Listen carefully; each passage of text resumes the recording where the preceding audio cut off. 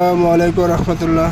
সকলকে রমজান মোবারকের শুভেচ্ছা। একেবারে রমজানের শেষ প্রান্তে আমরা আমাদের কানাইপাড়া নতুন মসজিদের ছাদ ঢালাই আলহামদুলিল্লাহ আল্লাহ তাআলার ইচ্ছায় সুন্দরভাবে চলতেছেন।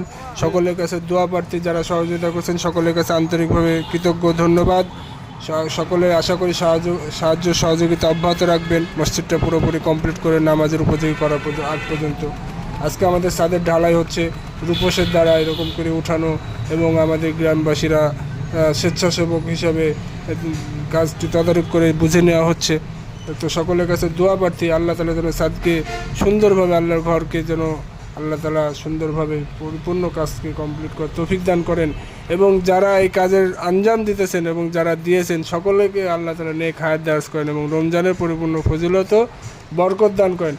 যেন অল্প খুব দ্রুত সময়ের মধ্যে আল্লাহ তাআলা যেন এই মসজিদে আল্লাহর সবচেয়ে বড় ধ্বনি আজান দিয়ে নামাজ যেন আমরা শুরু করতে পারি। সকলের কাছে দোয়া করতে। আসসালামু আলাইকুম রহমতুল্লাহ।